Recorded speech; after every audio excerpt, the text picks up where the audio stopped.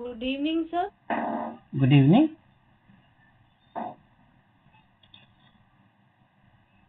Anything you have to tell?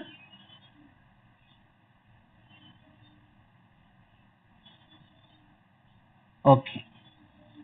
So, dear students, we are discussing about the process of formation of urine by the kidney. This takes place in 3 steps. One is glomerular ultrafiltration. Second one, selective reabsorption. Third one, tubular secretion. So, to quickly remind you what we have discussed yesterday, glomerular ultrafiltration takes place in the Malpighian corpuscle at the level of glomerulus. The Malpighian corpuscle is represented by a Bowman's capsule and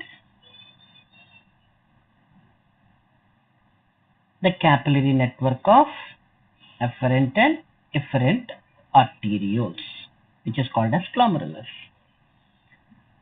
We have seen that efferent arteriole's diameter is larger than that of the efferent arteriole. Hence, the amount of blood that is coming into the glomerulus is more when compared with the amount of blood that is leaving through the efferent arteriole. So that constantly the volume of blood rises in the capillary network, that is glomerulus, which exerts pressure on the filtration bed that works towards the Bowman's capsule. And this pressure created by the water, that is plasma, present in the blood inside the glomerulus is called as glomerular hydrostatic pressure, the value of which is 75 mm of Hg, mercury. At the same time, previously some amount of blood has been filtered which is present in the Bowman's capsule. This fluid creates again hydrostatic pressure, and this hydrostatic pressure is called as capsular hydrostatic pressure, which is around 20 mm. But this pressure works against the glomerular hydrostatic pressure, and hence we have to deduct it from the glomerular hydrostatic pressure to know the actual pressure that is applied on the filtration bed. And thirdly, inside the plasma, we come across with a number of plasma proteins which are not involved in filtration because of their larger size, and they create an osmotic pressure. So this osmotic pressure present in the glomerular region is called as colloidal osmotic pressure. This is called as colloidal osmotic pressure, which is around 30 mm. Colloidal osmotic pressure also acts against glomerular hydrostatic pressure. So we have to deduct the volume of this one also, the pressure of this one also from the glomerular hydrostatic pressure. So what happens? After deduction, the pressure that is exerted on the filtration bed is 25 mm, and this is called as effective filtration pressure, based on which the blood gets filtered into the Bowman's capsule, and this is called as glomerular filtrate. This is called as glomerular filtrate. So what is glomerular filtrate? It is nothing but the blood without blood cells and without plasma proteins. That means all the plasma with all its dissolved constituents that can be filtered along with the water of the plasma are filtered into the Bowman's capsule, and this is called as glomerular filtrate. And the amount of glomerular filtrate that is filtered in 1 minute is 125 ml, and this is called by scientists as glomerular filtration rate. It is the amount of glomerular filtrate that is formed in 1 minute. When the scientists have calculated this with respect to a day, so 125 ml per 1 minute, there are 60 minutes in 1 hour, and there are 24 hours in a day. Thus, approximately 180 liters of glomerular filtrate is formed per day. Of this, 178.5 liters is reabsorbed during selective reabsorption, and only 1.5 liters is excreted as urine. So the amount of urine that is formed in a day by a normal healthy human being, whether it be man or woman, it is 1.5 liters per day. Anything excess or anything below that level, we can say that there is an abnormality. So this is what glomerular ultrafiltration is. So let me explain the same in Telugu. మూత్రము ఏర్పడే విధానము 3 దశల్లో జరుగుతుంది అనుకున్నాం. మొట్టమొదటి దాన్ని ఏమన్నాం మనం? రక్తకేశనాళిక గుచ్ఛగాలనము అంటారు. ఈ రక్తకేశనాళిక గుచ్ఛగాలనము ఎక్కడ జరుగుతుంది? మాల్పీజియన్ గుళికలో జరుగుతుంది. మాల్పీజియన్ గుళిక అంటే అర్థం ఏంటి? 1 బౌమన్స్ గుళిక, 2 రక్తకేశనాళిక గుచ్ఛము లేదా గ్లామరులస్, ఈ 2 కలిసి. బౌమన్స్ గుళిక మనకు తెలుసు ఎలా ఉంది, ఇది కప్పు ఆకారంలో ఉంటుందని మనం చదువుకున్నాం, ఆల్రెడీ నేర్చుకున్నాం. మరి గ్లామరులస్ ఎలా ఏర్పడిందని చెప్పుకున్నాం? వృక్క ధమని నుంచి ఏర్పడిన అభివాహి వృక్క ధమనిక అపవాహి వృక్క ధమనిక యొక్క రక్తకేశనాళికల వలనే మనం గ్లామరులస్ అని అన్నాం. ఇక్కడ ఒకటి గమనిస్తే, అభివాహి వృక్క ధమనిక యొక్క వ్యాసము అపవాహి వృక్క ధమనిక యొక్క వ్యాసము కంటే పెద్దది. కాబట్టి గ్లామరులస్లోకి వచ్చేటటువంటి రక్తము ఎక్కువగాను అభివాహి వృక్క ధమనిక ద్వారా, అపవాహి వృక్క ధమనిక లోపలికి వెళ్ళేది తక్కువగాను ఉంటుంది. వ్యాసం తక్కువగా ఉండడం వలన, సైజ్ తక్కువగా ఉండడం వలన. అందువల్ల ఏమవుతుందంట, కంటిన్యూస్గా గ్లామరులస్లో రక్తం చేరుతుంది. దీని వలన ఈ ఫిల్ట్రేషన్ బెడ్ మీద, అంటే ముఖ్యంగా గ్లామరులస్ యొక్క రక్తకేశనాళికల కుడ్యం మీద, అలాగే బౌమన్స్ గుళిక కుడ్యం మీద పీడనం కలుగుతుంది. ఈ పీడనము రక్తకేశనాళిక గుచ్ఛములో ఉన్నటువంటి రక్తములో ఉన్నటువంటి ప్లాస్మాలో ఉన్న నీటి వలన కలుగుతుంది. కాబట్టి దీన్ని జలస్థితిక పీడనము అంటాం. ఎక్కడ కలుగుతుంది? గ్లామరులస్ వల్ల కలుగుతుంది. అందుకే దీన్ని ఇంగ్లీష్లో గ్లామరులార్ హైడ్రోస్టాటిక్ ప్రెషర్ అంటారు. రక్తకేశనాళిక గుచ్ఛ జలస్థితిక పీడనము అంటారు. ఓకే, దీని విలువ 75 mm ఆఫ్ మెర్క్యూరీ. ఆల్రెడీ అంతకుముందు కొంచెం ఫిల్టర్ అయిన ఫిల్ట్రేట్ గాలితము అంటాం. అది ఎక్కడుంది? బౌమన్స్ గుళికలో ఉంది. అదేం చేస్తుంది? ఇటు నుంచి వస్తున్నటువంటి ఫిల్టర్ అవుతున్నటువంటి ప్లాస్మాని అడ్డుకుంటుంది. దేనివలన? దానికి వ్యతిరేక దిశలో పనిచేస్తున్న వలన. సో ఈ రకంగా బౌమన్స్ గుళికలో ఉన్నటువంటి ఈ నీటి అణువుల వలన కలిగేటటువంటి ద్రవం వలన, నీటి అణువులు కాదు, ద్రవం వలన కలిగేటటువంటి పీడనాన్ని ఏమంటున్నాం? గుళికా జలస్థితిక పీడనం. క్యాప్సులార్ అంటే గుళిక, హైడ్రోస్టాటిక్ ప్రెషర్ జలస్థితిక పీడనం అంటారు. దీని విలువ 20 మిల్లీమీటర్ల ఆఫ్ మెర్క్యూరీ. దీన్ని ఇక్కడ మైనస్తో చూపించాం. ఎందుకు? ఇది గ్లోమరులార్ జలస్థితిక పీడనానికి వ్యతిరేక దిశలో పనిచేస్తుంది కాబట్టి.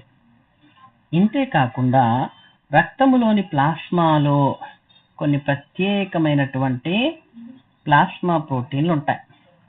ఈ ప్లాస్మా ప్రోటీన్లు గ్లోమరులార్ హైడ్రోస్టాటిక్ ప్రెషర్కి, జలస్థితిక పీడనానికి వ్యతిరేకంగా పనిచేస్తూ ఉంటాయి. ఎలాగా? అవి ద్రవాభిసరణ పీడనాన్ని కలిగించడం ద్వారా. ఈ ప్రోటీన్లను మనం ఏమంటాము అంటే కొల్లాయిడల్ పదార్థాలు అని అంటారు. కాబట్టి ఈ పీడనాన్ని కొల్లాయిడల్ ఆస్మాటిక్ ప్రెషర్, కొల్లాయిడల్ ద్రవాభిసరణ పీడనము అంటాం. దీని విలువ 30 మిల్లీమీటర్లు. దీన్ని కూడా మైనస్తో చూపించాం. ఎందుకంట? ఇది కూడా జలస్థితిక పీడనానికి వ్యతిరేకంగా పనిచేస్తుంది కాబట్టి ఈ రెండింటిని కలిపితే -50, దాన్ని 75లో తీసేస్తే +25. దీన్ని ఏమంటున్నాం? నికర గుచ్ఛ గాలనము అంటాం. నికర గుచ్ఛ గాలన పీడనము, ఎఫెక్టివ్ ఫిల్ట్రేషన్ ప్రెషర్, నికర గుచ్ఛ గాలన పీడనము అంటాం. ఎంతంట ఇది? 25 mm. దీన్ని బేస్ చేసుకొని నిమిషానికి హృదయం నుంచి వచ్చినటువంటి హృదయపు తోడి వేతలో 5 లీటర్లలో కిడ్నీకి ఎంత వెళ్తుందని చెప్పుకున్నాం? 1250 ml బ్లడ్ సప్లై అవుతుంది అనుకున్నాం. ఆ 1250 ml బ్లడ్ నుంచి ఇక్కడికి ఏమొచ్చింది? బౌమన్స్ గుళికలోకి గ్లోమరులార్ ఫిల్ట్రేట్ వచ్చింది. దాన్ని గాలితము అని అంటాం. ఫిల్ట్రేట్ని ఏమంటాం? గాలితము. ఈ గాలితం ఎంత వచ్చింది అని అంటే సైంటిస్టులు ఏం చెప్తున్నారు? 125 ml వస్తుందంట ఒక నిమిషానికి. సో ఒక నిమిషానికి రక్తము ఫిల్టర్ అవ్వగా వచ్చినటువంటి గాలితము వాల్యూమ్ అంటే ఘనపరిమాణం ఎంత అంటే 125 ml. దీన్నే ఇంగ్లీష్లో ఏమంటాం మనం? Glomerular filtration rate. Glomerular filtration rate, గుచ్ఛ గాలన రేటు అని అంటాం. ఇది నిమిషానికి 125 మిల్లీలీటర్ల చొప్పున బ్లడ్ ఫిల్టర్ అవుతుంటే ఒక రోజుకి ఎంత అవుతుందని క్యాలిక్యులేట్ చేశారు. సో నిమిషానికి 125 కాబట్టి ఒక గంటకి 60 నిమిషాలు కాబట్టి ఒక రోజుకి 24 గంటలు కాబట్టి మల్టిప్లై చేస్తే మనకి సుమారుగా 180 litres of glomerular filtrate per day form అవుతుంది. 180 litres of glomerular filtrate form అయితే రెండో స్టెప్ ఏం చెప్పుకున్నాం? వర్ణాత్మక పునఃశోషణము.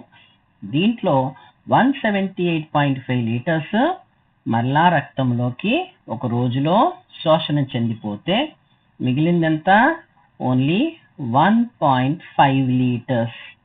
ఈ 1.5 లీటర్లు ఎంతైతే వచ్చిందో దాన్నే మనం ఏమంటున్నాం? ఏర్పడినటువంటి యూరిన్ వాల్యూమ్ అని అంటున్నాం. సో ఒక హెల్దీ ఇండివిడ్యువల్ నుంచి మగవాడైనా ఆడవాళ్ళైనా రోజుకి ఎంత మూత్రం ఏర్పడుతుంది అని ఎగ్జామ్లో అడిగితే మీరు చెప్పాల్సింది 1.5 లీటర్స్ పర్ డే. ఇక్కడ వరకు చెప్పింది అర్థమైందండి? ఏమైనా డౌట్ ఉందా?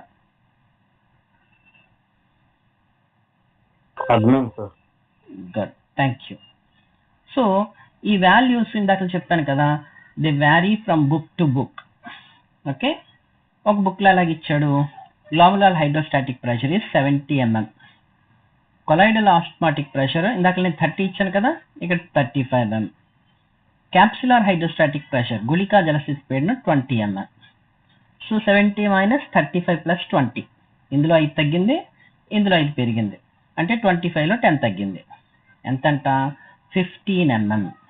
ఓకే, ఈ రకంగా 15 mm effective filtration pressure or net filtration pressure. దీన్ని బేస్ చేసుకొని నికర గాలి పీడనాన్ని బేస్ చేసుకొని ఏమొచ్చింది, గ్లోమరులార్ ఫిల్ట్రేట్ వచ్చింది. ఈ గ్లోమరులార్ ఫిల్ట్రేట్కి ఇంకో పేరు కూడా పెట్టారండి. దాన్ని ఏమంటారు, ప్రాథమిక మూత్రము అంటారు. Glomerular filtrate is also called as primary urine. Okay, గాలితమును, గుచ్చ గాలితమును ప్రాథమిక మూత్రం అని కూడా అంటారు. ఇంకో బుక్లో వాల్యూస్ ఇంకో రకంగా మారిపోయాయి. ఎలా ఉందంట, గ్లోమరులార్ హైడ్రోస్టాటిక్ ప్రెషర్ ఎంత ఇచ్చాడు, 60. క్యాప్సులార్ హైడ్రోస్టాటిక్ ప్రెషర్ ఎంత ఇచ్చాడు, నేను చెప్పినట్టే 30 ఉంది. కాకపోతే కొలాయిడల్ ఆస్మాటిక్ ప్రెషర్ 30 ఉంది.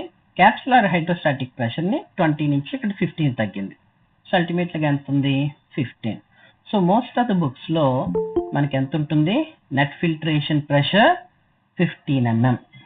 సో ఎగ్జామ్లో 15, 25 రెండు ఇచ్చే అవకాశం అయితే ఉండదు, ఏదో ఒకటే ఇస్తారు. 2 ఇస్తే కనుక 15 పెట్టండి. 25 నుండి 15 ఎక్కడ కనపడకపోయినా, 15 నుండి 25 ఎక్కడ కనపడకపోయినా దాని ప్రకారం మీరు ఆన్సర్ చేయండి. Okay, so this is all about glomerular ultrafiltration. So the next step is selective reabsorption. Already నేను చెప్పింది ఒకసారి మళ్ళీ I'll remind you again. From the heart, the blood goes to different parts of the body.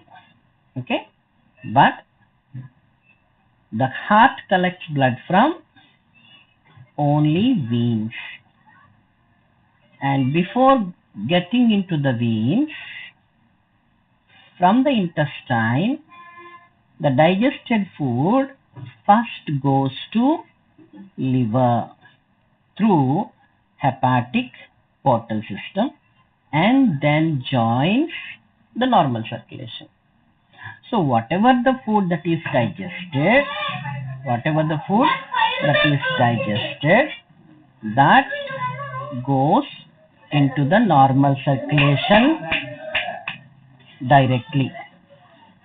Okay, that goes to heart, from there to lungs, from lungs to left auricle, from there to left ventricle, from there to dorsal aorta, and from there to kidney.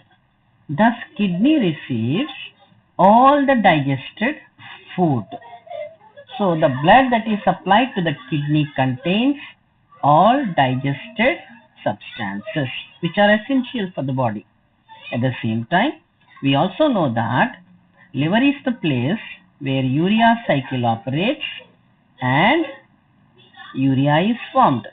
That means the blood that is collected from the liver also contains urea. That means the kidney along with the digestive substances also receives urea. And what the kidney has to do? The kidney has to reabsorb. Already first time absorption has taken place before the blood is drawn into the normal circulation from the intestine and food is absorbed, and the second time in the kidney level the digested substances are reabsorbed. But here it is called as reabsorption because it is taking place again, second time. But this is called as selective reabsorption. Why this is called as selective reabsorption? Only because of the fact that only the substances which are required by the body are selected, while the substances which are to be eliminated like urea, creatinine, etc. are left out in the glomerular filtrate itself. That is excreted as urine, and hence we call this process as selective reabsorption.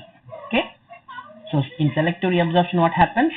Whatever the kidney receives in the glomerular filtrate, it contains both useful substances like digested food substances and also substances to be excreted like urea, creatinine, etc. And here the second part of the first part of the formation of urine takes place in Malpighian corpuscle, and the second part of selective reabsorption takes place in the uriniferous tubule. So in the uriniferous tubule what happens? Those substances which are required for the body are reabsorbed, whereas the others are left in the glomerular filtrate, which form the main contents of urine. Okay, this is introduction to selective reabsorption. What happens now we will see. So రెండోది, మొట్టమొదటి step అయిపోయింది, ఏంటంట గుచ్చగాలనం అయిపోయింది. అయిపోయిన తర్వాత Bowman's క్యాప్సూల్లోకి ఏమి వచ్చేసింది, గాలితం వచ్చేసింది. ఇప్పుడు ఈ గాలితము అక్కడి నుంచి ఎక్కడికి వెళ్తుంది, యూరినిఫెరస్ ట్యూబ్యూల్ అంటే proximal convoluted tubule, Henle's loop, distal convoluted tubule, collecting duct, ఈ నాలుగిటిని కలిపి యూరినిఫెరస్ ట్యూబ్యూల్ అంటున్నాం. మూత్ర సంవళిత నాళిక. సో మాల్పీజియన్ గుళిక నుంచి మూత్ర సంవళిత నాళిక వచ్చేసింది. మాల్పీజియన్ గుళికలో ఏమో అల్ట్రాఫిల్ట్రేషన్ జరిగింది, మూత్ర సంవళిత నాళికలో వర్ణాత్మక పునఃశోషణం జరుగుతుంది. వర్ణాత్మక పునఃశోషణం అంటే ఏంటి అని అంటే, మీకు నిన్న చెప్పినట్లుగా జీర్ణమైన ఆహారము నేరుగా మనకి ఎందులోకి రాదు, రక్త ప్రసరణలోకి రాదు. కాలేయ నిర్వాహక వ్యవస్థ ద్వారా ముందుగా లివర్లోకి వెళ్ళి ఎక్సెస్ ఫుడ్ ఉంటే స్టోర్ చేస్తుంది. బ్యాక్టీరియా ఉంటే కుఫర్ కణాలు వాటిని నాశనం చేస్తాయి. టాక్సిక్ మెటీరియల్ ఆల్కహాల్ లాంటివి ఉంటే డీటాక్సిఫికేషన్, ఈ ప్రక్రియలన్నీ లివర్లో జరిగిపోతాయి. జరిగిపోయిన తర్వాత ఆ తర్వాత మిగిలింది నార్మల్ లెవెల్స్, బ్లడ్లో ఎంత కావాలో అంత లెవెల్స్ ఉన్నటువంటి ఈ డైజెస్టెడ్ ఫుడ్ సబ్స్టాన్సెస్ అన్నీ నార్మల్ సర్క్యులేషన్లోకి చేరతాయి. ఇవి మహాశిరలు, పూర్వమహాశిర, పరమహాశిర ద్వారా కుడి కన్నికలోకి చేరతాయి. అక్కడి నుంచి కుడి జఠరికలోకి వెళ్తాయి. అక్కడి నుంచి ఊపిరితిత్తులకి వెళ్తాయి. ఊపిరితిత్తుల నుంచి మళ్ళీ ఎడమ కర్ణికలోకి వస్తాయి, ఎడమ జఠరికలోకి వస్తాయి. అక్కడి నుంచి ఎక్కడికి వచ్చింది, పృష్ఠ మహాధమని ద్వారా, దైహిక మహాధమని, పృష్ఠ మహాధమని ద్వారా మూత్రపిండానికి సరఫరా అయింది. ఈ మూత్రపిండానికి సరఫరా అయిన దాంట్లో ఏమున్నాయంటే, ఇప్పుడు జీర్ణాశయంలో, పేగులో జీర్ణమైన ఆహార పదార్థాలన్నీ ఉన్నాయి. అంతేకాదు లివర్లో ఏం జరుగుతుంది అనుకున్నాం, ఆర్నితిన్ వలయం జరిగి యూరియా ఏర్పడుతుంది అనుకున్నాం. కాబట్టి లివర్ నుంచే వస్తుంది కాబట్టి జీర్ణమైన పదార్థాలతో పాటు యూరియా కూడా వచ్చి చేరుతుంది. కాబట్టి కిడ్నీకి సరఫరా అయిన రక్తంలో 2 రకాల పదార్థాలు ఉన్నాయి. జీర్ణమైన ఆహార పదార్థాలు అంటే శరీరానికి అవసరమైనవి, యూరియా, క్రియాటినిన్ లాంటి వ్యర్థ పదార్థాలు, విసర్జక పదార్థాలు, నత్రజని సంబంధిత వ్యర్థ పదార్థాలు, దేహానికి అవసరం లేనివి. కాబట్టి ఇప్పుడు కిడ్నీ ఏం చేయాలి, వచ్చినటువంటి ఫిల్టర్ అయిన దాంట్లో, ఇక్కడ క్యాప్సిల్ దగ్గర ఫిల్ట్రేట్ అయింది కదండి, అది మాల్పీజియన్ కార్పసెల్లోకి రాగానే ఏదైతే దేహానికి అవసరమో దాన్ని సెలెక్ట్ చేసుకుని దాన్ని ఏం చేస్తుందంట, మరలా రక్తములోకి శోషణ చెందిస్తుంది. అందుకే దీన్ని ఏమంటాం, పునఃశోషణము అంటాం. మరలా ఎందుకన్నాం, పునఃశోషణం ఎందుకన్నాం, ఆల్రెడీ ఒక శోషణం ఎక్కడ జరిగిపోయింది, పేగు దగ్గర జరిగిపోయింది. రెండో శోషణం ఎక్కడ జరుగుతుంది, కిడ్నీ లెవెల్లో జరుగుతుంది. అందుకే దీనికి ఏం పేరు పెట్టాం, వర్ణాత్మక పునఃశోషణము అని పేరు పెట్టాం. ఇందులో ఏం మిగిలిపోతాయి, గాలితంలో యూరియా, క్రియాటిన్ లాంటి వ్యర్థ పదార్థాలు మిగిలిపోతాయి. అవి మూత్రములోకి చేరతాయి. ఈ రకంగా మూత్రం అనేది ఏర్పడడంలో ఈ రెండవ దశ సెలెక్టివ్ రీఅబ్సార్ప్షన్ అనేది చాలా ముఖ్యమైనటువంటి పాత్రను నిర్వహిస్తుంది. So thus selective reabsorption takes place in uriniferous tubule. That means a part of this takes place in proximal convoluted tubule, in Henle's loop, in distal convoluted tubule, and in collecting duct. So in all these 4 places, what happens? Selective reabsorption takes place. So ఈ వర్ణాత్మక పునఃశోషణ ఎక్కడ జరుగుతుంది అనుకున్నాం, మూత్ర సంవళిత నాళికలో జరుగుతుంది అనుకున్నాం. మూత్ర సంవళిత నాళికలు అంటే ఈ 4 భాగాలు ఉన్నాయి. సమీపస్థ సంవళిత నాళిక, హెన్లీసిక్యం, దూరస్థ సంవళిత నాళిక, సంగ్రహణ నాళం. ఈ 4 ప్లేసుల్లో ఏం జరుగుతుంది, వర్ణాత్మక పునఃశోషణం జరుగుతుంది. ఇది ఎలా జరుగుతుంది అన్నది ఇప్పటి వరకు చెప్తాం. ఇప్పుడు చెప్పుకుందాం. సో ఇప్పటి వరకు చెప్పింది అర్థమైందా, ఎవరికైనా ఏమైనా డౌట్స్ ఉన్నాయా?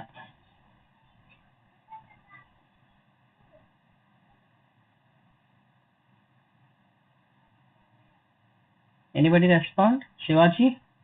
Why Shivaji? Are you there? Yes, sir. No doubt, sir. Okay, very good. Shall I move ahead? Yes, sir. Yes, sir.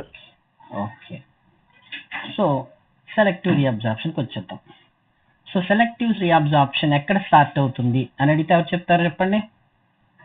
వర్ణాత్మక పునఃశ్వాసన ఎక్కడ ప్రారంభమవుతుంది? Proximal convoluted tubule. Excellent. It starts in proximal convoluted tubule. ఇక్కడికి వచ్చేసరికి అంట first step ఏంటంట, about 65% of water is reabsorbed. Reabsorbed అంటే ఎందులోకి reabsorb అవ్వాలి? It has to be reabsorbed into blood. మరి ప్రాక్సిమల్ కన్వల్యూటెడ్ ట్యూబ్యూల్కి బ్లడ్ సప్లై జరిగిందా అని అంటే ఒకసారి మళ్ళీ మనం డయాగ్రాము గుర్తు చేసుకుందాం. ఇది బౌమన్స్ క్యాప్సూల్ కదా, పెద్ద చేసేస్తున్నాను ఒక్కసారి. So this is Bowman's capsule. మనకేంటి? గ్లామరులార్ నెట్వర్క్. బౌమన్స్ క్యాప్సూల్ నుంచి ఏమొచ్చింది? ప్రాక్సిమల్ కన్వల్యూటెడ్ ట్యూబ్యూల్ వచ్చిందని తెలుసు. తర్వాత డిజిటల్ కన్వల్యూటెడ్ ట్యూబ్యూల్ వస్తుందని తెలుసు. ఇది దేంతో కనెక్ట్ అయింది? కలెక్టింగ్ డక్ట్తో. ఓకే, ఈ మధ్యలో ఏముంది మనకి? హెన్లీస్ లూప్ ఉంది. ఓకే, ఇప్పుడు మనం గమనిస్తే, ఒక్క నిమిషం ఈ కలర్ మారుస్తాను, రెడ్తో కలిసిపోతుంది. So this is Henle's loop. Now the efferent arteriole forms a capillary network around the proximal and distal convoluted tubule అని చెప్పుకున్నాం నిన్న క్లాస్లో. What is this network? Because it is present around tubule, it is called as peritubular capillary network. And they join to form another capillary network around Henle's loop joined by transverse ducts, and this is called as vasa recta, and that is connected to normal circulation. Renal vein drains this blood, renal artery brings the blood. So మనం already చదువుకున్నాం కదా నిన్న. ఏం చెప్పుకున్నాం? Bowman's కిలిక నుంచి సమీప సంవలిత నాళిక, అలాగే హెన్లీస్ ఇక్యం, దాని నుంచి దూరస్థ సంవలిత నాళిక, సంగ్రహణ నాళము ఏర్పడతాయి. ఓకే, అదే సమయంలో రక్తం గురించి కూడా చెప్పుకున్నాం. వృక్కధమని నుంచి వచ్చిన అభివాహి వృక్కధమనిక, దాని నుంచి వచ్చిన గ్లామరులస్, అపవాహి వృక్కధమనిక సమీపస్థ సంవలిత నాళికకి దూరస్థ సంవలిత నాళికకి ఏం సప్లై అయ్యాయి? అనేకమైన రక్తకేశ నాళికలు సరఫరా అయ్యి ఒక వలలాగా ఏర్పడ్డాయని చెప్పుకున్నాం. దీనికి పరినాళిక కేశనాళికలు అని పేరు పెట్టాం. ఈ పరినాళిక కేశనాళికల వల మళ్ళీ కంటిన్యూ అయ్యి ఏం చేసిందంట, ఇంకొక వల వంటి నిర్మాణాన్ని హెన్లీస్ ఇక్యం చుట్టూ ఏర్పరిచింది. దాన్ని వాసారెక్టా అని అంటారు. ఈ వాసారెక్టా నుంచి అల్టిమేట్ గా వృక్కశిర ద్వారా రక్తము బయటికి చేరుకుంటుంది. ఇప్పుడు సెలెక్టివ్ రీఅబ్జార్ప్షన్ జరుగుతుంది అని అంటే, సెలెక్టివ్ రీఅబ్జార్ప్షన్ ఎక్కడ జరగాలి? యూరినిఫెరస్ ట్యూబ్యూల్లో. యూరినిఫెరస్ ట్యూబ్యూల్లో ఎక్కడికి వెళ్ళాలి? It has to go in to blood.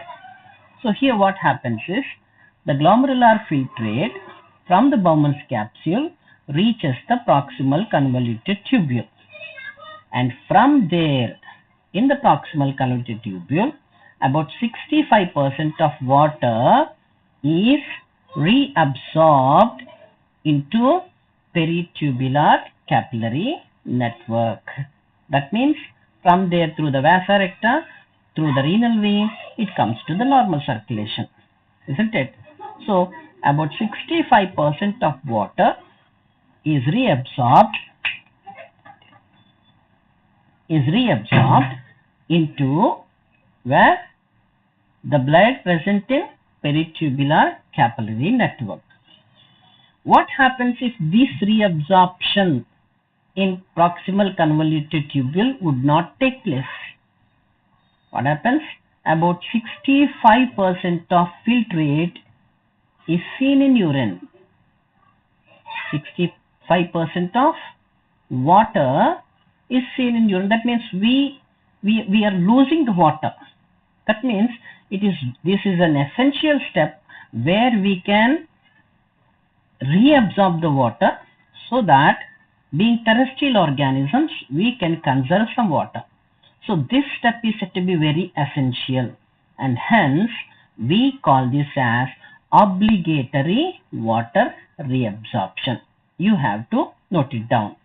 The 65% of water that is reabsorbed from proximal convoluted tubule into the peritubular capillaries is called as obligatory water reabsorption. Okay, so ఒకసారి తెలుగులో చెప్పుకుందాం. So మూత్ర సంవళిత నాళికలో వర్ణాత్మక పునఃశోషణం జరుగుతుందని తెలుసు. మూత్ర సంవళిత నాళికలో మొట్టమొదటి భాగము సమీపస్థ సంవళిత నాళిక. ఈ సమీపస్థ సంవళిత నాళికలోకి ఏమొచ్చింది? ఇక్కడి నుంచి గ్లామరులార్ గుచ్ఛ గాలితము దీంట్లోకి వచ్చేసింది, ఇక్కడికి వచ్చేసింది. వచ్చిన తర్వాత దీంట్లో పనికొచ్చినవి ఉన్నాయి, పనికిరానివి ఉన్నాయి. సో పనికొచ్చినవన్నీ వల్ల రక్తంలోకి పునఃశోషణ చెందాలి. ఏ రక్తంలోకి? పరినాళికా కేశనాళికల్లో ఉన్న రక్తంలోకి పునఃశోషణ చెందాలి. ముందుగా మనం దేని గురించి చెప్పుకుంటున్నాం? నీటి గురించి. ఇక్కడ 65% గ్లామరులార్ గుచ్చగాలితంలో ఉన్న మొత్తం నీటిలో 65% నీరు సమీపస్థ సంవళిత నాళిక నుండే రక్తంలోకి తిరిగి శోషణ చెందుతుందంట. ఇదే లేదనుకోండి, ఈ శోషణ జరగలేదనుకోండి, ఏమవుతుందంట? 65% నీటిని మన దేహం కోల్పోతుంది. కాబట్టి ఇది ఖచ్చితంగా జరగాల్సినటువంటి పునఃశోషణం. దీనికి ఎటువంటి కంట్రోల్ కూడా లేనటువంటిది. అందుకే దీన్ని ఏమంటున్నాము? Obligatory water reabsorption. ఓకే, అవికల్ప జల పునఃశోషణము అని అంటారు. అది ఎంత అని అడిగితే 65%. ఎక్కడ జరుగుతుంది అని అంటే ప్రాక్సిమల్ కన్వల్యూటెడ్ ట్యూబ్యూల్లో. ఓకే, రెండోది ఏంటంట? మన బాడీకి కావలసినవన్నీ శోషణ చెందుతాయి. ద సెకండ్ వన్ వాటర్ అయిపోయింది కదా. Second one is glucose. Almost all glucose gets reabsorbed into the peritubular capillary networks. That means no trace of glucose is found in urine.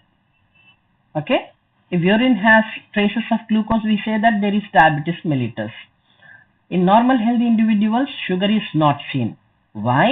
Because entire glucose, almost all glucose is absorbed in the periscapillary proximal convoluted tubule itself into the peritubular capillaries.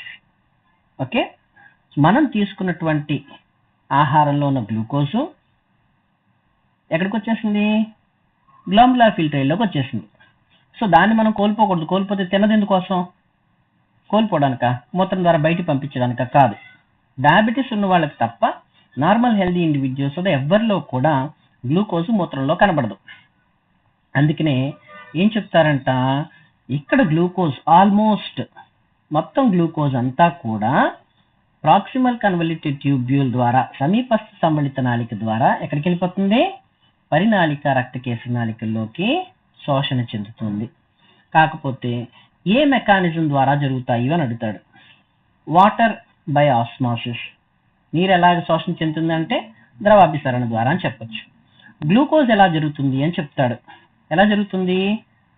Active transport, secondary active transport, ద్వితీయ సక్రియ రవాణా ద్వారా glucose పునఃశోషణ చెందుతుంది. Next third one amino acids. So బాడీకి ఏం కావాలి? Amino acids కూడా కావాలి. So ఫిల్ట్రేట్లో ఏముంది? అమైనో యాసిడ్స్ కూడా ఉన్నాయి. So amino acids are also absorbed in proximal convoluted tubule. What is the mechanism? Primary active transport. So amino ఆమ్లాలు కూడా దేని ద్వారా? ప్రాథమిక సక్రియ రవాణా యంత్రాంగం ద్వారా పరినాళికా కేశనాళికల రక్తంలోకి శోషణ చెందుతుంది. And the fourth one is different ions. That means sodium ions, potassium ions, chloride ions, calcium ions, magnesium ions. Whatever the body requires, all these ions are reabsorbed. So దేహానికి అవసరమైనటువంటి అయాన్లు కొద్ది మొత్తంలో ఏమవుతాయంట, ఈ సమీపస్థ సమ్మిళిత నాళిక నుంచి పరినాళిక కేశ నాళికల్లోకి రక్తంలోకి పునఃశోషణ చెందుతాయి. ఓకే, నెక్స్ట్ లాస్ట్ వన్ ఏంటి, ఇది పునఃశోషణ చెందటమే కాకుండా 2 రకాల పదార్థాలని స్రవిస్తుందంట. అంటే అర్థం ఏంటి, here from the peritubular capillaries what happens, oxalates and urates are directly secreted into proximal convoluted tubule. So what are secreted? Oxalates and urates are secreted into the proximal convoluted tubule. So they add to the glomerular filtrate from which already selective reabsorption has taken place. And this renal fluid is isotonic to the medullary interstitial fluid. That we will discuss when we discuss about the counter current multiplier hypothesis. So ఈ రకంగా sodium, మిత్రయాన్లు, glucose, amino ఆమ్లాలు పునఃశోషణ చెందగా పరినాళిక కేశనాళికల నుంచి ఆక్సిలేట్లు, యూరేట్లు అనేవి నేరుగా దీంట్లోకి సమీపస్థ సమ్మిళిత నాళికలోకి స్రవించబడతాయి. ఇలా స్రవించబడిన తర్వాత, శోషణ చెందిన తర్వాత ఎక్కడికి వచ్చింది ఇది, దీని పేరేంటిది, ప్రాక్సిమల్ కన్వల్యూటెడ్ ట్యూబ్యూల్. సమీపస్థ సమ్మిళిత నాళిక నుంచి ఎక్కడికి వస్తుంది, హెన్లీ సిక్యానికి ఈ లెవెల్కి వస్తుంది. ఈ లెవెల్లో దవ్వలో ఉన్నటువంటి ద్రవానికి దీనికి గాఢతను పోలిస్తే దీంట్లో ఉన్న గాఢత, దవ్వ భాగంలో ఉన్న గాఢత సమానంగా ఉంటుందంట. అది ఏంటి ఎలాగా అన్నది హెన్లీ సిక్కిం గురించి చెప్పుకున్నప్పుడు చెప్పుకుందాం. ఇది దేనికి సంబంధించి, ప్రాక్సిమల్ కన్వల్యూటెడ్ ట్యూబ్యూల్లో జరిగే శోషణకి సంబంధించి. ఓకే, నెక్స్ట్ హెన్లీ సిక్కిం గురించి తర్వాత చెప్తాను. Next will move to distal convoluted tubule. ఓకేనా, సో ఇక్కడ కంప్లీట్ అయిపోయింది సినిమా. నెక్స్ట్ సినిమా ఎక్కడికి వెళ్తున్నాం మనం, డిస్టల్ కన్వల్యూటెడ్ ట్యూబ్యూల్కి వెళ్ళిపోదాం. సో హెన్లీ సిక్కిం జరిగేది మీకు తర్వాత లాస్ట్లో చెప్తాను. సో ఇక్కడ నుంచి ఇలాగా బౌమన్స్ క్యాప్స్యూల్ నుంచి ప్రాక్సిమల్ కన్వల్యూటెడ్ ట్యూబ్యూల్ నుంచి హెన్లీ సిక్కిం నుంచి ఎక్కడికి వచ్చింది, డిస్టల్ కన్వల్యూటెడ్ ట్యూబ్యూల్లోకి వచ్చింది. సో డిస్టల్ కన్వల్యూటెడ్ ట్యూబ్యూల్లోకి వచ్చిన తర్వాత ఏం జరుగుతుంది అని చూస్తే, in distal convoluted tubule about 15% of water is reabsorbed, okay, into the peritubular capillary network. So దూరస్థ సమ్మిళిత నాళిక నుంచి ఎంత నీరు పునఃశోషణం చెందుతుంది అని అడుగుతాడు. అప్పుడు ఎంత పెట్టాలి మీరు, 15%.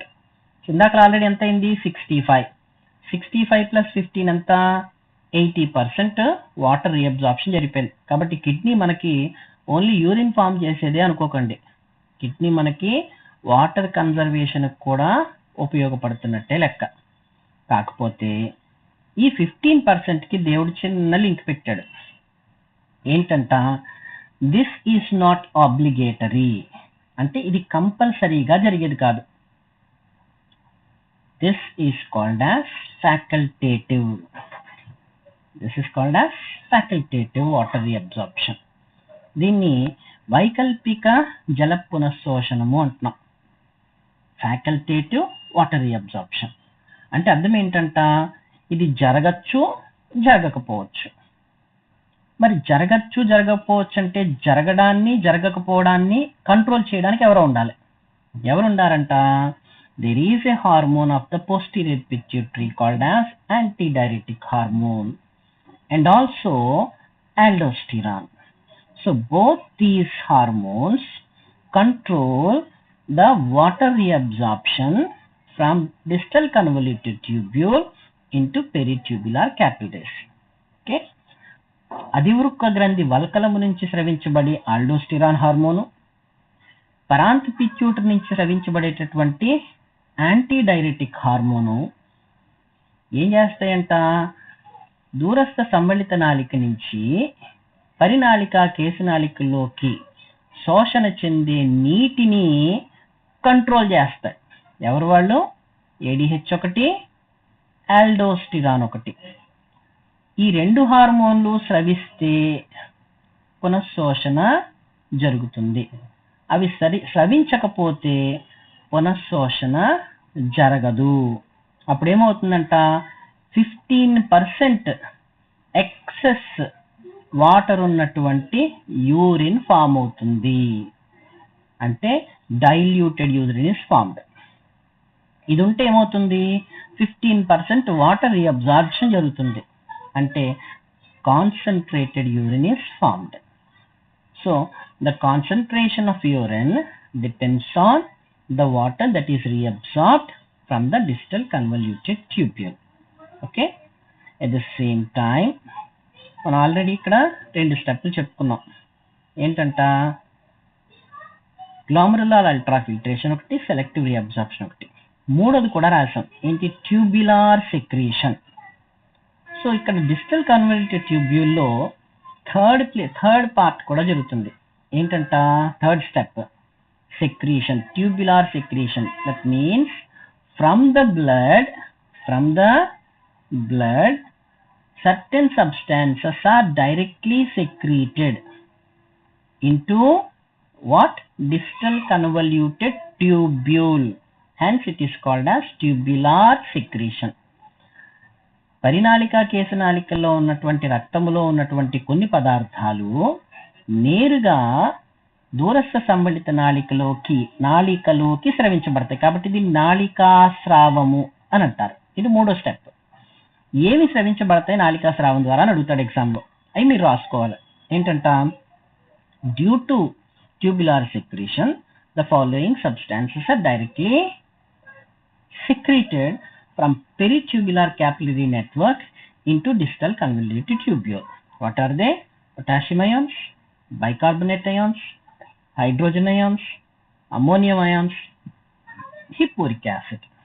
Okay, so పరినాళిక కేశనాళికల్లో ఉన్న రక్తము నుంచి దూరస్థ సమ్మళిత నాళికలోకి నేరుగా స్రవించబడేవి, నాళికా స్రావంలో స్రవించబడేవి ఏవి అని అడిగితే పొటాషియం అయాన్లు, బైకార్బోనేట్ అయాన్లు, ప్రోటాన్లు అంటే హైడ్రోజన్ అయాన్లు, అమ్మోనియం అయాన్లు, హిప్పూరిక్ ఆమ్లము. ఇవన్నీ మీ లిస్ట్లో రాసుకోండి. ఓకేనా? So this is all about what we call it as distal convoluted tubule. Reabsorption and secretion at distal convoluted tubule. మరి ADH ని ఆల్డోస్టిరాన్ని దేవుడు ఎందుకు పెట్టాడు అన్నది మనం ఇప్పుడు చూడాలి. ఎందుకు పెట్టాడంట, ముఖ్యమైనటువంటి ప్రక్రియ. ఫర్ ఎగ్జాంపుల్, నాకు ఎవరో పోటీ పెట్టారు. ఏంటా పోటీ? 2 లీటర్ల థమ్స్అప్ తాగగలనా లేదా అని. నేనేం చేసేసాను, జాగ్రత్త, 2 లీటర్ల థమ్స్అప్ని తాగేశానండి. సో ఆల్రెడీ నా బాడీలో ఎంత ఉంది, 5 లీటర్స్ బ్లడ్ ఉంది, ప్లస్ 2 లీటర్స్ వాటర్ యాడ్ అయిపోయింది. ఎంత ఉంది ఇప్పుడు? 7 లీటర్స్ ఉంది. Now what happens? The blood volume increases. Blood volume increase అయితే ఏమవుతుంది? రక్త ఘన పరిమాణం పెరిగితే blood pressure increases, heart rate increases. So రక్త ఘన పరిమాణం పెరుగుతుంది, రక్త పీడనం పెరుగుతుంది, హృదయ స్పందన రేటు పెరుగుతుంది, కొట్టుకొని హృదయం ఆగిపోతుంది. There is every chance for the heart to stop because it works more than what it is intended for. So ఇప్పుడు ఏం చేయాలి? ఈ ఎక్సెస్ ఉన్నటువంటి 2 liters I have to send it out. Okay, మరి ప్రాక్సిమల్ కన్వల్యూటెడ్ ట్యూబ్యూల్లో 65% జరుగుతుంది కదా, అక్కడ తీసేద్దామా అనుకుంటే తీయలేం. ఎందుకు?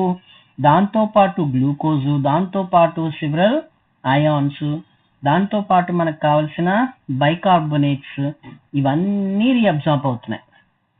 సో అన్ని రీఅబ్జర్వ్ అవుతున్నాయి కాబట్టి అవి రీఅబ్జర్వ్ అవ్వడానికి వాటర్ కావాలి. కాబట్టి అక్కడ ఆ వాటర్ని మనం మైనస్ చేయలేం. అందుకే దేవుడు అక్కడ ఎటువంటి కంట్రోల్ పెట్టలేదు. ఎక్కడ పెట్టాడు? డిస్టల్ కన్వల్యూటివ్ ట్యూబ్యూల్ దగ్గర. సో డిస్టల్ కన్వల్యూటివ్ ట్యూబ్యూల్కి ఎవరు సప్లై అయ్యారు? Peritubular capillary network, and this is distal convoluted tubule. So ఎక్కడికి వచ్చింది ఈ ఫ్లూయిడ్ అంతా? డిస్టల్ కన్వల్యూటెడ్ ట్యూబ్యూల్లోకి వచ్చేసిందండి. ఇప్పుడు ఏమవ్వాలి? ఇక్కడ జరిగే 15%ని ఆపేసామనుకోండి. సో కొద్ది కొద్దిగా ఏమవుతుందంట? డైల్యూట్ యూరిన్ ఫామ్ అవుతుంది. అంటే ఈ వాటర్ అంతా కలెక్టింగ్ డక్ట్లోకి వచ్చేస్తుంది. అంటే యూరిన్లోకి ఈ 15% యాడ్ అవుతుంది. సో మెల్లమెల్లగా రోజంతట్లో ఆ 2 లీటర్స్ని బాడీ ఎలిమినేట్ చేస్తుంది. సో ఇలా ఎలిమినేట్ చేయాలి అంటే ఈ 15% పునఃశోషణం చెందకూడదు. అందుకేమవుతుందంట? the blood level of antidiuretic hormone and that of aldosterone decrease. When they decrease, the tubular reabsorption of water, facultative reabsorption of water at distal convoluted tubule stops, so that this excess water goes through urine. That is how the body is protected and the water balance of the body is maintained. Thus, kidney is not only functioning as excretory organ. ఇందాకలే చెప్పాను, మూత్రపిండం ఎందుకు పనిచేస్తుందంటే విసర్జకాంగంగా పనిచేస్తుంది అనుకున్నాం. కానీ ఏం చేస్తుంది? It helps in reabsorption of digested food substances. రెండో ముఖ్యమైన పని ఏంటి?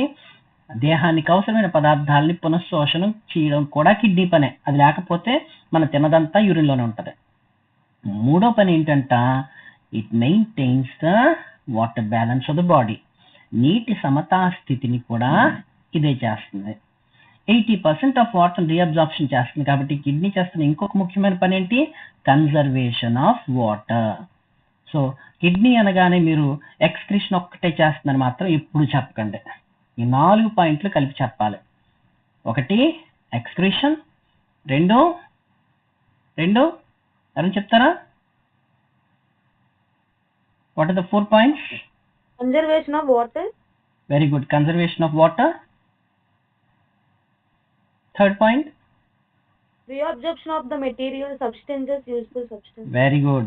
Reabsorption of substances useful for the body. Number 4?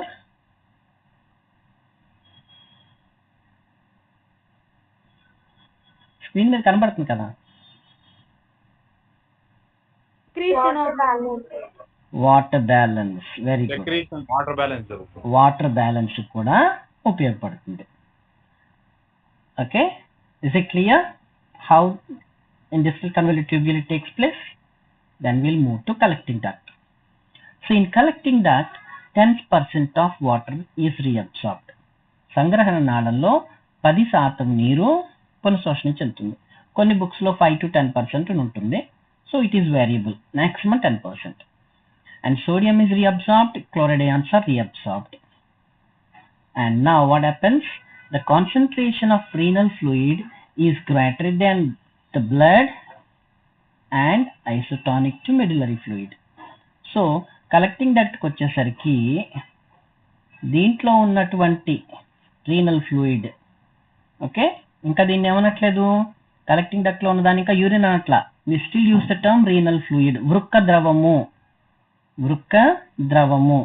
లేదా ఫిల్ట్రేట్, గ్లామరాల్ ఫిల్ట్రేట్ వచ్చింది కదా, ఫిల్ట్రేట్ అని వాడచ్చు, బ్లడ్ ఫిల్ట్రేట్ వాడచ్చు ఆ పదం. ఫిల్ట్రేట్ కానీ రీనల్ ఫ్లూయిడ్ కానీ ఈ 2 పదాలు వాడతాం. యూరిన్ అనే పదం వాడడం. యూరిన్ ఎప్పుడు ఫామ్ అవుతుంది? ఈ రీఅబ్జార్ప్షన్ కూడా కంప్లీట్ అయిపోయిన తర్వాత బెలినీ డక్ట్ లోకి వచ్చిన తర్వాత at the end of collecting duct only we use the term urine. అంతవరకు రీనల్ ఫ్లూయిడ్ కానీ ఫిల్ట్రేట్ కానీ వాడతాం. ఈ రీనల్ ఫ్లూయిడ్ దీంట్లో ఉన్నది ఎలా ఉందంట, దీని కాన్సన్ట్రేషన్ బ్లడ్ కాన్సన్ట్రేషన్ కంటే ఎక్కువ చుట్టూ ఉన్నటువంటి మెడుల్లరీ ఇంటర్స్టీషియల్ ఫ్లూయిడ్ లో ఉన్న కాన్సన్ట్రేషన్ కి సమానంగా ఉంటుంది. ఓకేనా, ఇది మాత్రం మీరు గుర్తుంచుకోండి. బ్లడ్ కాన్సన్ట్రేషన్ కంటే ఎక్కువ మెడుల్లరీ ఇంటర్స్టీషియల్ ఫ్లూయిడ్ అదేంటో మీకు క్లియర్గా మిడిల్ ఇంటర్స్టిషియల్ ఫ్లూయిడ్ ఎందుకు ఉంటుంది, ఏం చేస్తుంది, ఇదంతా మీకు హెన్లీస్ లూప్ చెప్పినప్పుడు అర్థమవుతుంది. దానికి సమగాఢతలో ఉంటుంది ఐసోటానిక్గా. ఇది కలెక్టింగ్ డక్ట్. ఆ తర్వాత బెలిని డక్ట్ దగ్గరికి వెళ్ళేసరికి ఏమైంది, యూరిన్ ఫామ్ అయింది. ఇక్కడ నుంచి రీఅబ్జార్ప్షన్ కానీ సెక్రీషన్లు కానీ ఇంకేమీ లేవు. Direct it goes from Bellini duct into medullary papilla, from there to minor calyx, from there to major calyx, from there to pelvis, from there to ureter, and from there to urinary bladder. కాబట్టి మనకి ఏమైపోయింది, అన్ని ప్రాసెస్లు ఇక్కడ అయిపోయినట్టే లెక్క. So formation of urine జరిగిపోయింది. కాకపోతే మనం చెప్పుకోవాల్సింది ఎందుకోసం, హెన్లీస్ లూప్ ఉండిపోయింది. So why Henle's loop is present. ఒక్కసారి మీరు ఎవల్యూషనరీ హిస్టరీ చూడండి. ఎవల్యూషనరీ హిస్టరీ మిమ్మల్ని కార్డేటా చదువుకున్నారు కదా. ఫిషెస్ నుంచి, fishes, amphibians, reptiles, birds, mammals, ఈ 5లో హెన్లీస్ లూప్ ఎవరిలో ఉంది, హెన్లీస్ లూప్ ఎవరిలో లేదు? ఓన్లీ మ్యామల్స్ లోనే హెన్లీస్ లూప్ ఉంది సార్. ఇంకా only mammals. Only mammals. Any other answer? Birds లో ఉంది కానీ ఇంకా డెవలప్ అవ్వలేదు. Very good, excellent. Henle's loop is not required in those animals which are aquatic. So thus Henle's loop is absent in fishes, Henle's loop is absent in amphibians. Okay, Henle's ichthyon జలచర జీవులకు అవసరం లేదు. ఎందుకంటే Henle's loop is required for conservation of water. As aquatic organisms live in water, they do not have any need to conserve water, and Henle's loop is not required, and hence during evolution it is not yet formed in fishes and amphibians. So ఉభయచరాలు చేపలలో జలచర జీవులు కాబట్టి వాటికి హెన్లీస్ ఇక్యం అవసరం లేదు. ఎందుకోసం, హెన్లీస్ ఇక్యం ముఖ్యమైన పని ఏంటి, నీటి సంరక్షణ. వాటికి ఎందుకు నీటి సంరక్షణ, రోజంతా నీటిలో ఉంటాయి కదా, అందుకే వీటిలో హెన్లీస్ ఇక్యం ఫార్మ్ అవ్వాల. నెక్స్ట్ ఎక్కడికి వచ్చేసాం, reptiles. Reptiles are the first terrestrial organisms. Though they require, it is not yet evolved, and hence it is observed even in reptiles. So సరీసృపాలకి మొట్టమొదటి భూచర జీవులు వాటికి అవసరమే, కావాలి, కానీ ఇంకా ఎవల్యూషన్లో మొట్టమొదటి స్థాయిలో ఉండిపోయి టెరెస్ట్రియల్ ఆర్గానిజమ్స్లో, కాబట్టి వీటికి కూడా హెన్లీస్ ఇక్యం ఇంకా ఏర్పడలేదు. The reptiles gave rise to birds and also to mammals. సరీసృపాల నుంచి పక్షులు వచ్చాయి, సరీసృపాల నుంచి క్షీరదాలు వచ్చాయి. In birds there is an incomplete loop of Henle. పక్షులలో అసంపూర్ణ హెన్లీస్ ఇక్యం ఉంటుంది. Because they are less evolved than us, they have an incomplete loop of Henle. There are other various mechanisms for the conservation of water also in birds. కాబట్టి హెన్లీస్ loop మీదే బతకాల్సిన పని లేదు. They store fat during migration, the fat contains water etcetera, and they excrete uric acid rather than urea. So ఇలాంటి బోల్డ్ mechanisms ఉన్నాయి కాబట్టి loop of హెన్లీ వాటిలో ఇన్కంప్లీట్గా ఉంటుంది. ఇది రాసుకోండి, birds exhibit incomplete loop of Henle and mammals have a complete loop of Henle. క్షీరదాల్లో మాత్రమే ఏముంటుందండి, హెన్లీస్ ఇక్యము ఉంటుంది. Okay, and the length of Henle's loop varies in different organisms. Some have short loop of Henle and some have long loop of Henle, which depends upon the rate of conservation of water. Okay, ఇప్పుడు ఈ హెన్లీస్ ఇక్యం ఎలా పనిచేస్తుంది అన్నది మనం ఒకసారి చూడాలి ఇప్పుడు. So this is proximal convoluted tubule. After reabsorption, the reabsorbed food comes into the Henle's loop. The reabsorbed filtrate comes into Henle's loop. So సమీపస్థ సంవలిత నాళిక నుంచి ఏం జరిగిందండి, పునఃశోషణం చెందిన తరువాత ఏమొచ్చింది? గాలితము ఎందులోకి వచ్చింది? హెన్లీ సిక్కింలోకి ఎంటర్ అయింది. ఈ ప్లేస్లో ఉందండి ఇప్పుడు మనకి.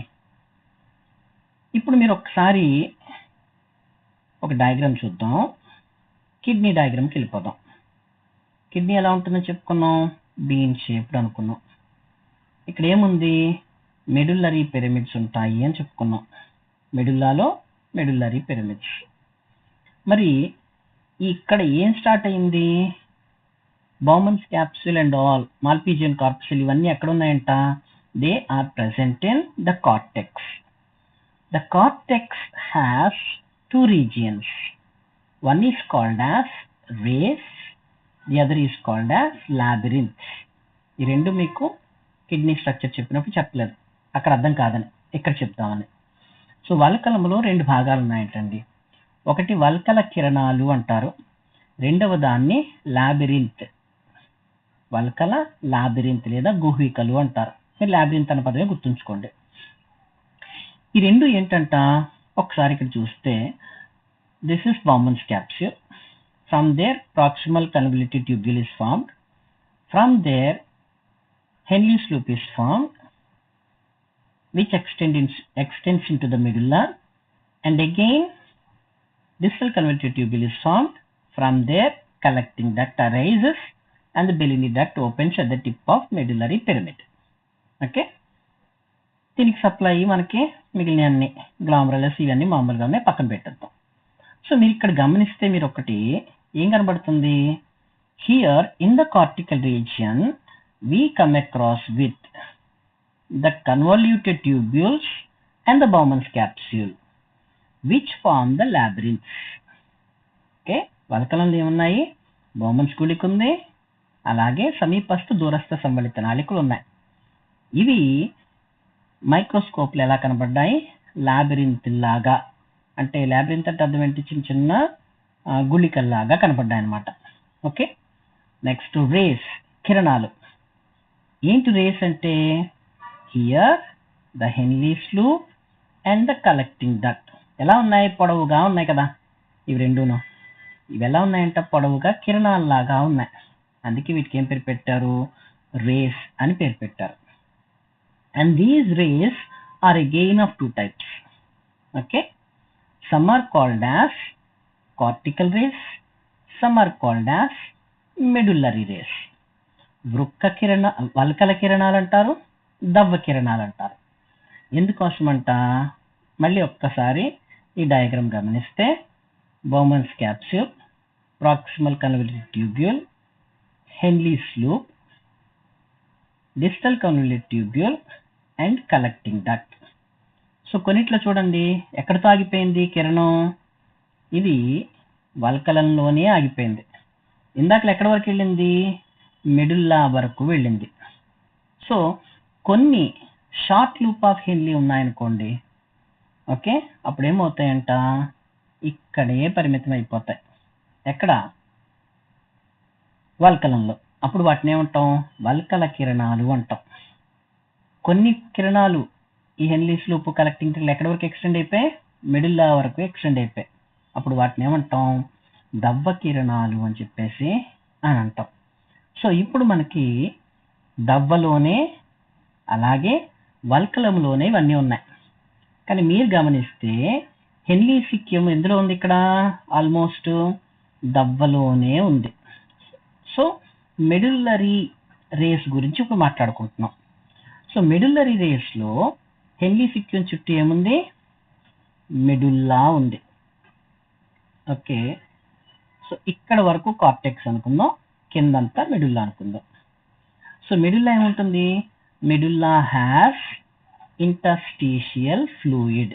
The fluid present outside the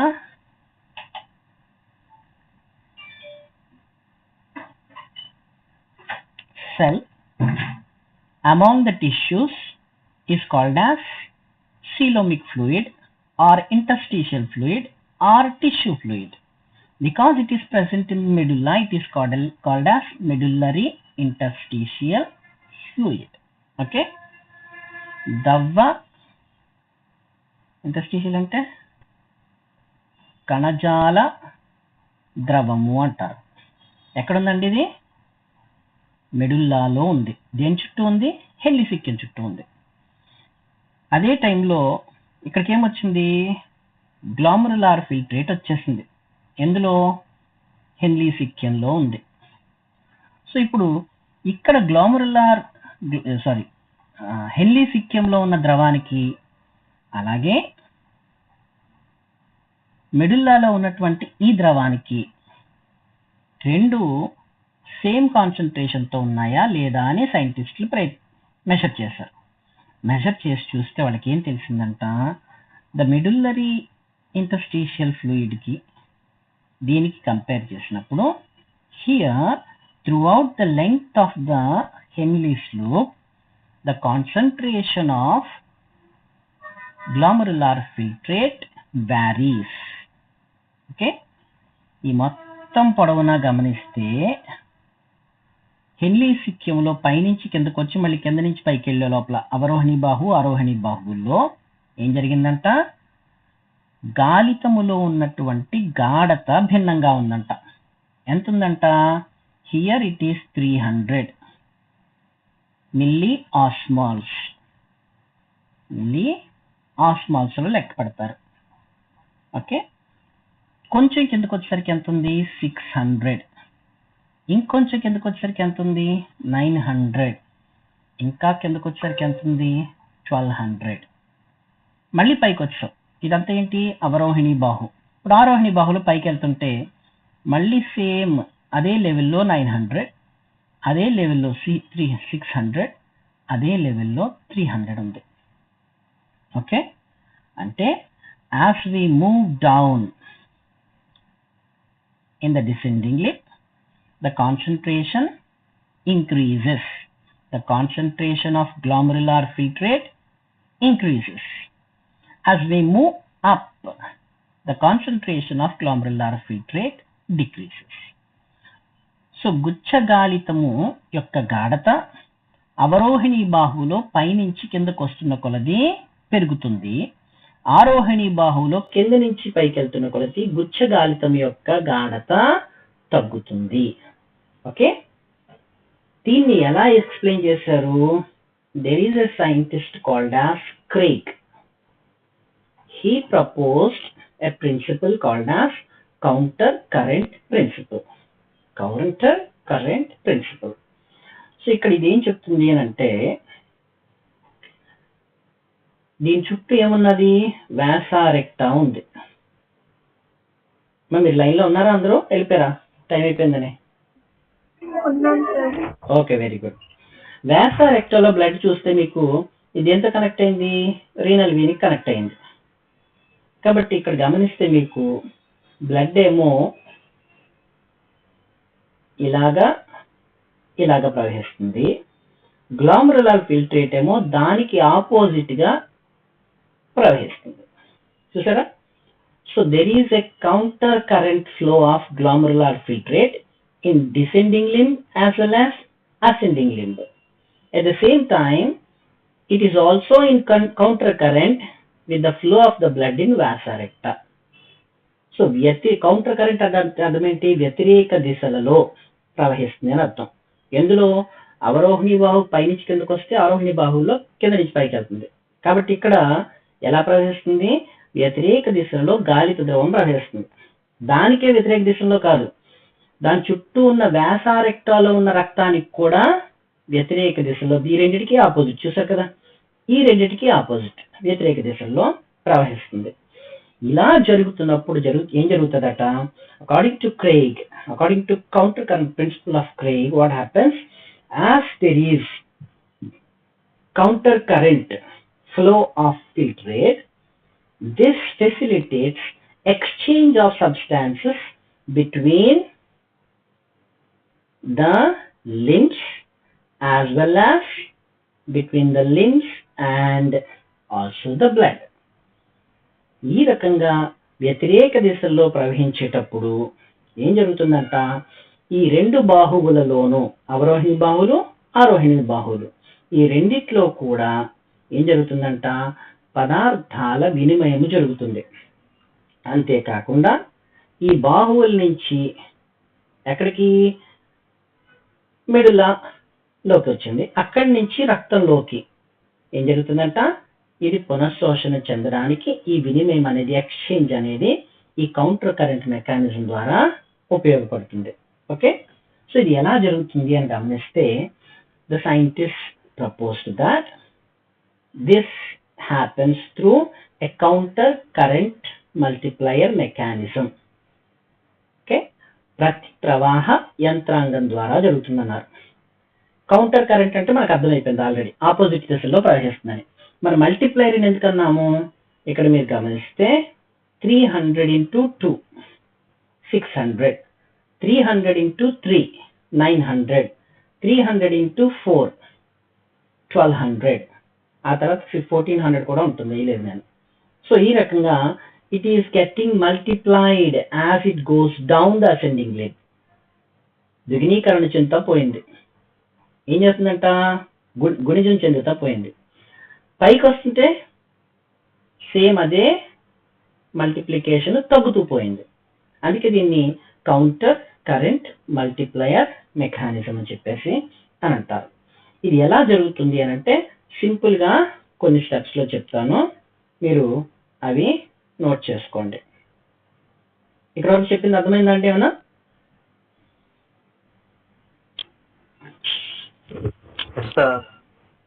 ఏమైనా డౌట్స్ ఉంటే అడగండి, లేదంటే will move to the end of the topic. Okay, so now what happens is, this is Henle's loop. The ascending limb is said to be having a thick segment here. కదా, ఇక్కడ thick segment ఉందని చెప్పుకున్నాం. ఈ remaining portion thin segment అనుకున్నాం. ఇది ascending limb, ఇది descending limb. So this is descending limb, this is ascending limb. This is medullary interstitial fluid and this is glomerular filtrate. ఇప్పుడు ఏమవుతుందంట, the thin segment is permeable to sodium ions. Thin segment ఏంటంట, ఈ పలుచని భాగము sodium అయాన్లకు పారగమ్యంగా ఉంటుంది. కాబట్టి ఏమవుతాయంట, first step, sodium ions come out through the segment, thin segment into medullary interstitial fluid. ఇది మెడులరీ ఇంటర్స్టిషియల్ ఫ్లూయిడ్, ఇది గ్లామరులార్ ఫిల్ట్రేట్. ఓకే, సో దీంట్లోకి ఏమొచ్చేసాయి, బయటికి సోడియం అయాన్స్ వచ్చేసాయి. ఇప్పుడు ఏమైందంట, అప్పటి వరకు 300 మిల్లీ ఆస్మాల్స్ ఇక్కడ ఉంది, 300 మిల్లీ ఆస్మాల్స్ ఇక్కడ ఉంది, 300 మిల్లీ ఆస్మాల్స్ ఇక్కడ ఉంది. మూడిట్లోనూ ఏం చెప్పాం, ఐసోటోనిక్ గా ఉంటుందని చెప్పుకున్నాం స్టార్టింగ్ లో. సో ఎప్పుడైతే సోడియం అయాన్లు వచ్చేసాయో the concentration of medullary interstitial fluid increases. So the second step is increase in concentration of medullary interstitial fluid. So sodium అయాన్ల బహిష్కరణం వలన, ఓకే, ఇందులోకి మెడులరీ ఇంటర్స్టిషియల్ ఫ్లూయిడ్ అంటే ఏం చెప్పుకున్నాం, దవ్వ కణజాల ద్రవంలోకి సోడియం అయాన్లు రావడం వలన ఈ దవ్వ కణజాల ద్రవం యొక్క గాఢత పెరుగుతుంది. గాఢత పెరిగిపోయిందండి. సో 300 నుంచి 600కి వెళ్ళిపోయింది అనుకున్నాం. ఇప్పుడు ఐసోటానిక్ లో లేదు కదా, హైపర్టానిక్ అయిపోయింది. ఏమైపోయింది, ఇది హైపర్టానిక్ అయిపోయింది. మరి ఇప్పుడు దీన్ని తగ్గించాలి కదా, ఎక్కువైపోయిన గాఢతను సమానంగా చేయడానికి. సో తగ్గించడం కోసం ఏమవుతుందంట, water comes out of the descending limb as it goes down. ఏమవుతుందండి, సోడియం అయాన్ల గాఢత పెరిగిపోయింది కాబట్టి ఈ గాఢతను తగ్గించాలి, ఉప్పు ఎక్కువైపోయిన మధ్యలో ఏం చేయాలి, వాటర్ కలపాలి. కాబట్టి ఇక్కడ ఏం జరుగుతుంది, వాటర్ బయటకు వచ్చేసింది. ఎక్కడి నుంచి, డిసెండింగ్ లింబ్ నుంచి. సో పైనుంచి కిందకి డిసెండింగ్ లింబ్ లో ఈ గ్లామరులార్ ఫిల్ట్రేట్ వెళ్తూ ఉంటే ఏమవుతుంది, వాటర్ బయటకు వచ్చి దాని కాన్సన్ట్రేషన్ పెరుగుతుంది. Hence it is multiplied. By the time it reaches here it is highly concentrated. బాగా కాన్సన్ట్రేషన్ పెరిగిపోయింది, దీనికోసం వాటర్ బయటకు వచ్చేసింది కాబట్టి. ఓకేనా. సో థర్డ్ స్టెప్ లో ఏమైంది, వాటర్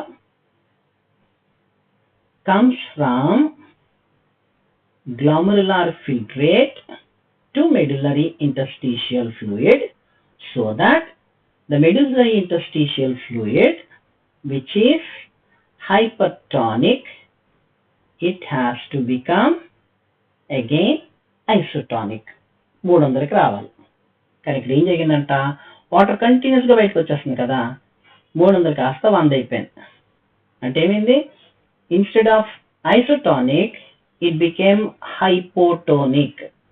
కంటిన్యూస్ వాటర్ వాడడం ఏమైందంట, దవ్వ కణజాల ద్రవం యొక్క గాఢత సమగాఢత కంటే కిందకి పడిపోయింది, ఇంకా తగ్గిపోయింది నీరు ఎక్కువైపోవడం వలన. సో ఉప్పు తగ్గించడం కోసం నీళ్ళు వేసాం, కానీ ఇంకా నీళ్ళు వేస్తే అవుతే మళ్ళీ చప్పగా అయిపోద్ది. అదే పరిస్థితి ఇక్కడ అయింది, హైపోటోనిక్ అయిపోయింది. హైపోటోనిక్ ఎందుకైంది, వాటర్ ఎక్కువైపోయింది కాబట్టి. ఇప్పుడు ఏం జరుగుతుందండి, అటుపక్క ఇటుపక్క ఏమున్నాయి, వేసారెక్టా ఉంది మనకి. సో ఇప్పుడు ఎక్సెస్ వాటర్ ఉంది కదా, that excess water is reabsorbed into vasa recta. అందుకోసం మనకు vasa recta ఉందండి. Thus about 5 to 10% of water is reabsorbed by Henry's loop by counter current multiplier mechanism. ఈ విధంగా ఈ మెడిల్లరీ ఇంటర్స్టిషియల్ ఫ్లూయిడ్ లో ఉన్నటువంటి నీరు ఎక్కువైపోయింది కాబట్టి ఈ హైపోటానిక్ ని మళ్ళీ ఐసోటానిక్ చేయాలి, మళ్ళీ 300కి తెచ్చేయాలి. కాబట్టి ఏం చేయాలి, వాటర్ని తీసేయాలి. ఆ వాటర్ తీసి ఎక్కడికి వెళ్ళాలి, మళ్ళీ దీంట్లోకి రాకూడదు. దీని యొక్క ముఖ్యమైన పని ఏంటి, వాటర్ లెవెల్ని కన్జర్వ్ చేసుకోవాలి. కాబట్టి బయటికి పంపించిన వాటర్ని మళ్ళీ లోపలికి తీసుకోకుండా ఏం చేసిందంట, రక్తంలోకి పంపించేసింది. ఇది కూడా ఆపోజిట్ ప్రెషర్ ప్రవేశం అని చెప్పుకున్నాం కదా, రక్తంలోకి శోషణ చెందిపోయింది. ఈ రకంగా 5 నుంచి 10% నీరు హెన్రీ సిక్యం ఉండడం వలన శోషణ చెందుతుంది. That's the main function of Henry's loop is to conserve water. Henry సిక్యం యొక్క ముఖ్యమైన పని ఏంటి అని అడిగితే, ముఖ్యమైన కదా ఒకే ఒక పని ఏంటంటే నీటిని సంరక్షించడం కోసం ఏర్పడింది. ఎలాగా అని అడుగుతాడు, by increasing the concentration of medullary interstitial fluid. ఈ కౌంటర్ కరెంట్ మెకానిజం ఎలా జరుగుతుందంటే సింపుల్ గా 1 word answer. Medullary interstitial fluid యొక్క గాఢతను పెంచటం ద్వారా, అంటే by making it hypertonic, what happens, water is reabsorbed. మరి పైకి వెళ్తున్న కొద్ది ఏమవుతుంది, సోడియం అయాన్లు బయటకు వచ్చేస్తున్నాయి, సోడియం అయాన్లు బయటకు వస్తున్నాయి. కాబట్టి ఏమవుతుందంట, గాఢత గ్రాడ్యువల్ గా, గాఢత ఏమవుతుంది, పైకి వెళ్తున్న కొలది గాఢత గ్రాడ్యువల్ గా తగ్గిపోతూ మళ్ళీ ఐసోటానిక్ స్థితికి వచ్చేసింది. అదే మళ్ళీ డిస్టల్ కన్వర్టెడ్ ట్యూబుల్కి వెళ్తుంది, అక్కడ ప్యాకెటేటివ్ వాటర్ అబ్జార్ప్షన్ జరుగుతుంది, అక్కడి నుంచి కలెక్టింగ్ డక్ట్ లోకి వస్తుంది. కలెక్టింగ్ డక్ట్ లో కూడా ఈ మెడిల్లరీ ఇంటర్స్టిషియల్ ఫ్లూయిడ్ కి సమానంగాను, రక్తంలో ఆల్రెడీ శోషణ చెందిపోయింది కాబట్టి దానికంటే ఎక్కువగాను ఉంటుంది. రక్తంలోకి వాటర్ చేరుకుంది కదా, అందుకని ఇక్కడ ఎక్కువగాను ఉంటుంది. దీన్నే మనం బెలిన్ రియాక్ట్కి వచ్చిన తర్వాత యూరిన్ అని చెప్పేసి అని అంటారు. So this is what counter current multiplier mechanism. Then finally we see the composition of urine. So the urine is having a pH of 6. That means it is acidic. So why the urine is acidic? ఇందాకలా ఒక point మీకు చెప్పలేదు, ఇక్కడ చెప్తామని. ఏంటంట, proximal కన్వల్యూట్ tubule ఉంది కదా, అక్కడి నుంచి మనం ఏం జరుగుతుంది అనుకున్నాం, పెరిట్యూబులర్ క్యాపిలరీస్ లోకి water reabsorbs, glucose reabsorbs completely అని చెప్పాం. At the same time even bicarbonates are totally reabsorbed from proximal convoluted tubule.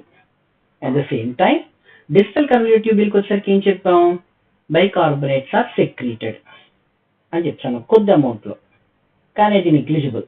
కానీ మొత్తం మ్యాక్సిమం ఏమవుతుందంట, బైకార్బోనేట్స్ అన్నీ కూడా మొత్తం శోషణ ఎక్కడ జరిగిపోయింది, ప్రాక్సిమల్ కన్వల్యూటెడ్ ట్యూబ్యూల్ దగ్గర జరిగిపోయింది.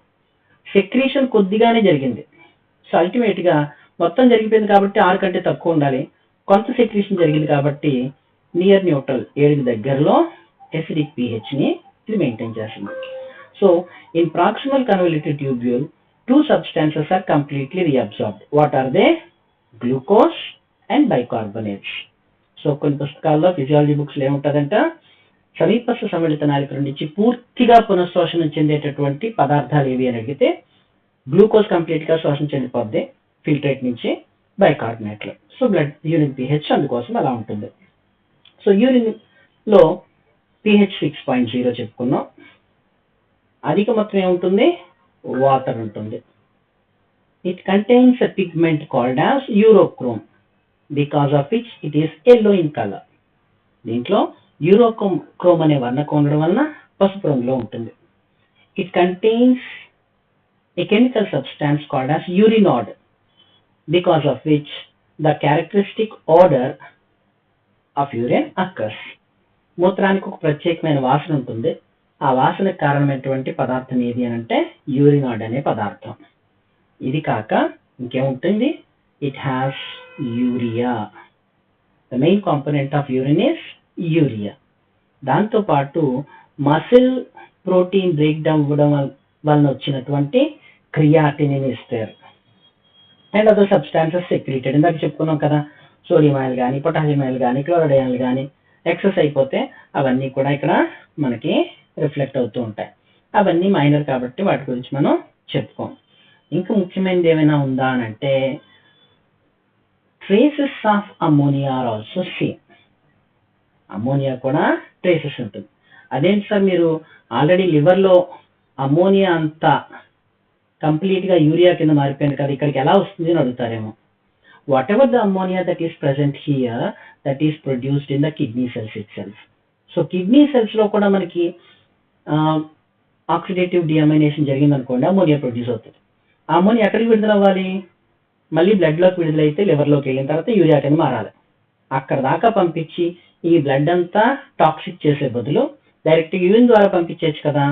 అందుకనే కొంత అమోనియా ఏం చేస్తున్నట్టండి, కిడ్నీ సెల్స్ లో ఫామ్ అయ్యింది, నేరుగా యూరిన్ లోకి విడుదలయ్యి యూరిన్ ద్వారా బయటికి వెళ్ళిపోతుంది. And this urine is collected by ureter and stored in urinary bladder. Okay, so this urinary bladder is having a smooth muscle inside. This smooth muscle is called as detrusor. మూత్రాశయంలోకి నీరు చేరుతుంది, మూత్రం చేరుతుంది. ఈ మూత్రాశయం లోపల ఒక నునుపు కండరం ఉంటుంది. దానికి ఏం పేరు పెట్టారు? డెట్రూసర్ కండరం అని పేరు పెట్టారు.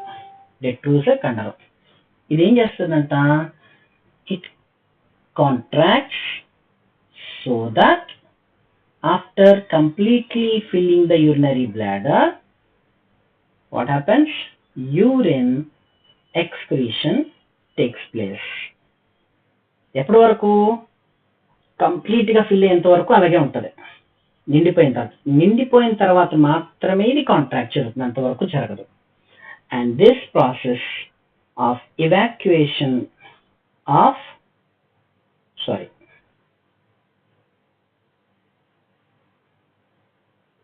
urinary bladder